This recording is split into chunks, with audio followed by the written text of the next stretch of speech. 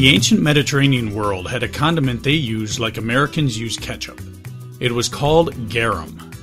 The modern world is just starting to rediscover this ancient sauce, but it's still not easy to get your hands on. Southeast Asian fish sauces come from the same template, but though they are similar, they aren't quite the same as the Roman garum.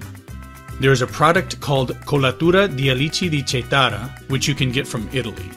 It's a type of garum made from anchovies, but it isn't likely to be available in your neighborhood grocery store, and it costs about $20 for a 100 milliliter bottle. I decided to make my own, both for the experience of making garum and to have it a bit more cheaply, though not more quickly. There are several videos on YouTube of people making their own quote-unquote garum, but in the best of cases they are making garum substitutes, not the real thing. In other cases, they are mixing all sorts of stuff in a blender and calling it garum on account of some tuna among the ingredients. While it might be nice to have a fast recipe for a garum substitute, and indeed a Roman recipe for fast garum has survived into modern times, if you want to taste real garum, you're either going to have to order it from Italy, or you're going to have some patience and make it yourself. I haven't tried any of these fast garum recipes, but I have a pretty good idea of what they must taste like, and there's no way they are getting actual garum taste from a half hour of cooking rather than months of fermenting. It is high time YouTube had a video of actual garum making. In researching garum, I relied mainly on Sally Granger, a food historian, and Laura Kelly, who made some garum herself, blogged about it, and whose instructions I followed almost to the letter. I am very much indebted to these two women.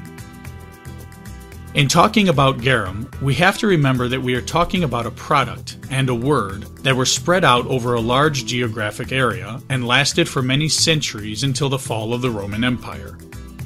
When we ask what garum is, it's akin to asking what soda pop is. It's a basic product with many different variations, and it has changed over time. Originally, Coca-Cola had cocaine in it. Other competitors emerged with similar but nevertheless distinct flavors. When imported sugar was hit with heavy taxes, soda in the United States was made with corn syrup instead of sugar, but it is still usually made with sugar everywhere else. In many parts of the US it is called soda, while in my neck of the woods it's called pop. In the South, every pop is called a Coke. What kind of Coke would you like? Pepsi, please. All this variation with a product that is not even a century and a half old. Garum is similar. The first we know of garum, it was made by the Carthaginians in the 6th century BC. The first recorded Greek production of garum was in the 5th century BC. The Greeks called it garos, which was also the name of a type of fish. The Greeks seem to have made the garum from small fish that fishermen otherwise would have thrown away, but they found a productive use for it. The Romans Latinized garos to garum, and it was in the Roman Republic that the sauce exploded in popularity. New terms were coined.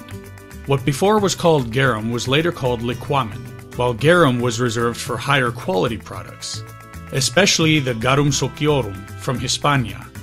Every city, and indeed every producer, likely had their own recipes, or multiple recipes. Some garum was made with honey and called melogarum. Other garum was later mixed with wine and called oinogarum. Oxygarum was garum mixed with vinegar. Different fish resulted in different flavors. Often the garum was fermented with herbs, but for my first batch I decided to make basic garum, just like Laura Kelly had. All I needed was salt and fish and a bit of patience. Most of the ancient sources considered mackerel garum to be the highest quality garum, so that's what I went with. I bought a painter's bucket, Spanish and Norwegian mackerel, and a whole bunch of salt.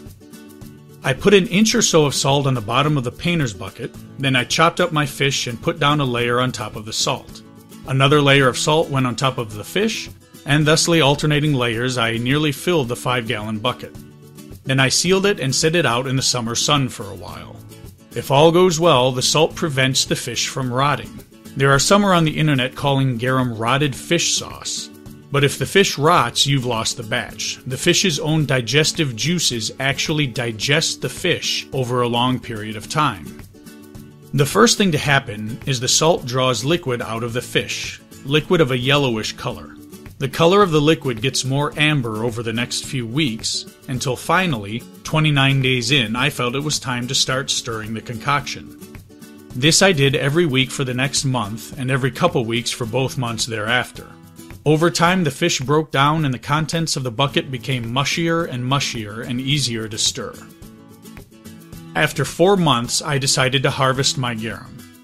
Ancient Roman sources describe garum recipes that take as little as 2 months, so I figured after 4 I would be okay. Laura Kelly went 9 months, but she must have had more patience than I. The first step is to squeeze the salty fish mush through a colander. It smells very strongly of fish, but not like rotting fish. Again, if it rots, it's a wasted batch. The pulpy liquid coming out the other side goes directly into a strainer, which removes the pulp and leaves behind a thick, cloudy liquid. This goes into a coffee filter. After this flurry of activity, after months of waiting, it is time once again to wait. The coffee filter took up to 3 days to filter the pre-garum liquid. It leaves behind a super appetizing clay-like substance. Romans would also use the remains after making garum as a spread for bread and other foods, calling it alec. You're welcome to try the alec and tell me how it went. I'm sticking to garum for now. Once through the coffee filter for the first time, you will have an oily amber liquid. It's still not ready yet, so I gave it another pass through a paper coffee filter. This time, the liquid was filtered in about 24 hours, give or take. At that point, we had a gorgeous, clear amber liquid devoid of oil, but I wanted to give it one more pass through a filter to be sure. It went through in a couple minutes, and I took that to mean no more filtering was necessary. After several harvests, I had almost a gallon of garum from a 5-gallon painter's bucket, which was on the high end of my projection, so I was quite pleased. But was it all worth it? I guess it was time to find out.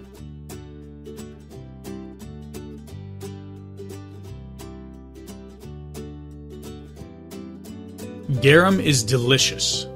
What I produced is very similar to the colatura from Cetara, Italy, but distinct, like RC Cola is distinct from Pepsi, though still clearly the same kind of product. It's difficult to describe the taste to someone who has never had it. It is extremely salty, but in addition to the salt, there is a savory flavor, almost meaty in taste, which goes great on a steak. I've also used it with some spaghetti sauce I've made, as well as roast pork loin, potatoes fried in olive oil, a sauce for pork chops made from reduced chicken stock and butter, and I'm sure I'll find more uses for it. Just remember, with garum, a little goes a long way.